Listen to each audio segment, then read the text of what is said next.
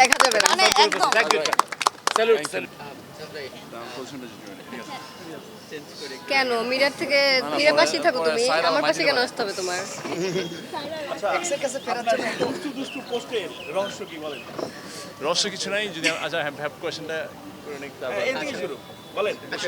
আচ্ছা ফাইন আমি শুরু করার আগে সবাইকে আমি একটা জিনিস করতে চাই আজকে সবার সামনে সবাই আমরা এখানে আছি আমরা একটা জোরে করতালি দিতে চাই একটা রাজবাড়ি yes yes yes yes yes দেখা যাবে না মানে একদম স্যালুট মানে আমি বলবো যে বিকজ এই নাটক যদি ওই পিকে না যাইতো আপনারা এই নিয়ে দুইবার আসছেন সবাই কষ্ট করে আপনাদের সবাইকে অনেক থ্যাঙ্কস আই হোপ আপনারা প্রথম যেবার আসছিলেন সেবার ছিল আমাদের যে স্টার্ট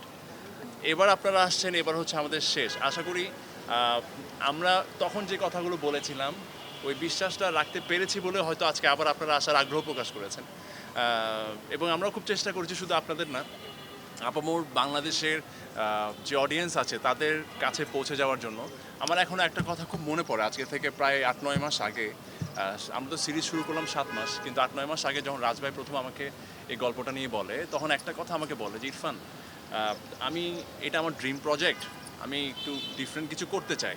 ইদার এটা বাংলাদেশে ওয়ান অফ দ্য বেস্ট কিছু হবে এটা একটা রেভলিউশন আনবে আর নাহলে খুব বাজেটটা নাটক হবে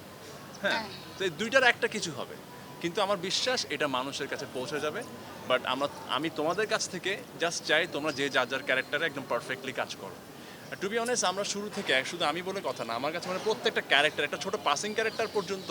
খুব মনোযোগ দিয়ে তার চরিত্রটা করেছে এই সিরিয়ালে এবং তার চরিত্রের ইম্পর্টেন্স হ্যাঁ এবং তার একটা ইম্প্যাক্ট ছিল প্রত্যেকটা ছোট বড় প্রত্যেকটা ক্যারেক্টার একটা ইম্প্যাক্ট ছিল ইভেন আমাদের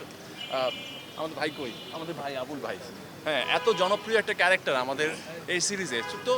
সব কিছু মিলায় আমি অডিয়েন্সকে ধন্যবাদ দিতে চাই যে আপনারা প্রত্যেকটা ক্যারেক্টারকে এত স্ট্রংলি আপন করে নিয়েছেন আমি এবং আমাদের নিজেদের খারাপ লাগছে যে আমরা একদম শেষ পর্যায়ে খুব শীঘ্রই এই নাটক টেকনিক্যালি শুটিং অফ হয়ে যাবে জানি না আর কখনো এই সেট বা এই গল্প ফিরবে কি না বাট আপনাদের সবাইকে মিস করব এবং এই গল্পের অডিয়েন্সগুলোকে মিস করব আমি বিশ্বাস করি এখনও পর্যন্ত অনেক অডিয়েন্স দেখছে প্রায়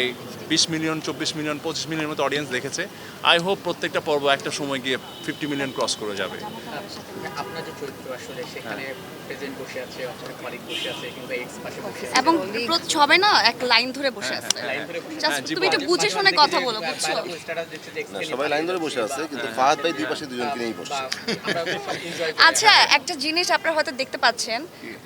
আমি আমার জামাইকে নিয়ে একটু আড়াল করেই বসে আছি তুমি এই পাশে বসলে বেশি ভালো ও কিন্তু তুমি এত ওর চারপাশে শুধু মেয়ে এত ভাষণের দরকার নাই চারপাশে শুধু মেয়ে কিন্তু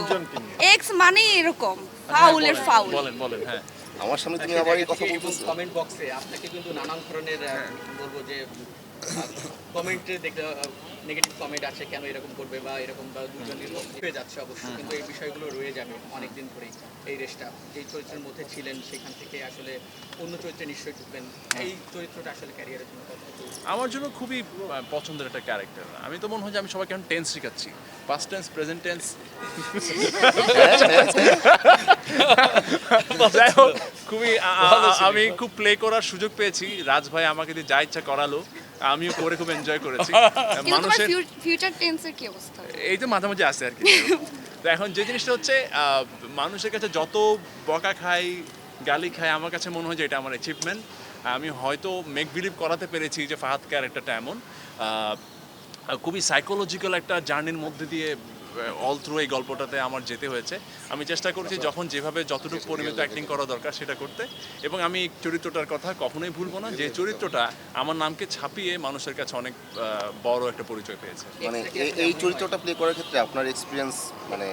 রিয়েল লাইফে হয় আপনি রিয়েল লাইফে আসলে আচ্ছা আজান দিচ্ছে আমরা একটু পরে কথা বলি আজানের পরে একটু কথা আপনি ভাবেন রিয়েল লাইফে তোমার প্রশ্ন আমি নিচ্ছি আমি না রিয়েল লাইফে আমি কেমন সেটা রাজভার চেয়ে বেশি আর কেউ জানে না তারপর আমি বলবো যে এই ক্যারেক্টারটা করার আগে আমি বাসার সাথে কয়েকবার বসেছি বাসা আমি ক্যারেক্টার কেমনে করতে পারি বাসার আমাকে 2 দিন ঘরে চলে এরকম আসলে হয় তাই? এরকম হইতে পারে আর বাসারকে আমি ওর ক্যারেক্টারটা গ্রুমিং দিয়েছিলাম তো সবকিছু মিলাই we help each other right ex হিসেবে কে বেটার বাস্তব জীবনে বাসার ভাই নাকি পর্দার হচ্ছে আপনি বাস্তব এক্স ডেফিনেটলি বাসার বুঝতেই জানো ও এক্স বাসার এটা তো কথা ছিল না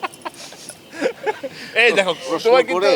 প্রশ্ন করে রিয়েল তুমি কিন্তু অ্যান্সার করতে পারলা না আচ্ছা তারপর আমার তো জীবনে একটাই তুমি অ্যানসারটা ওকে, দাও না আমার মনে হচ্ছে কেন? আমার কথা শেষ, next হাসলে যাই। মানে কি তুমি এখন কোনো next ইয়ে যাই, রাতে দাও। চলে আসেন ভাইয়া সহমত না না এই যে হইলা। বাসার বলো বাসার টেবিল টাকা দাও ও পাশে আছে সরি হ্যাঁ এই তুমি টাকা দাও